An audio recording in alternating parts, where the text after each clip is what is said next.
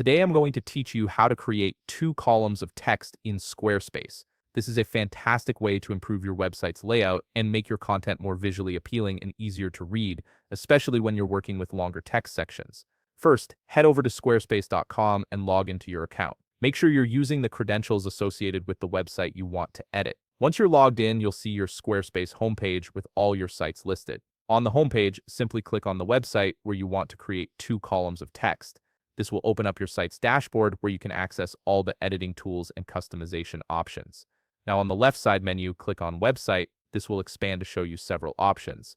From there, click on Pages. This section allows you to navigate through all the pages on your site and make changes to specific content blocks. For this example, I already have 2 text blocks with paragraphs that I want to split into 2 columns. Next, on the left side menu, find and click on Custom Code. This is where Squarespace allows you to add custom CSS and other code to style your website beyond the standard design options. It gives you more control over how your content appears. Once you're in the custom code section, click on Custom CSS.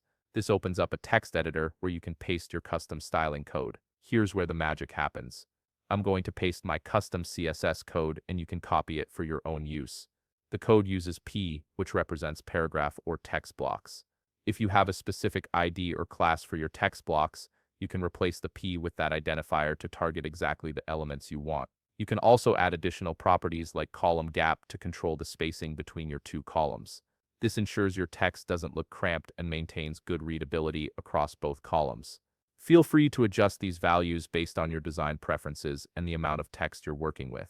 Once you're done adding and customizing your CSS code, click Save. This applies the changes to your website. You might need to refresh your page to see the 2 column layout take effect, so give it a moment to update, and there you have it. You've successfully created 2 columns of text in Squarespace using custom CSS, giving your website a more professional and organized look. If you found this video helpful, please leave a like, subscribe, and see you in the next video.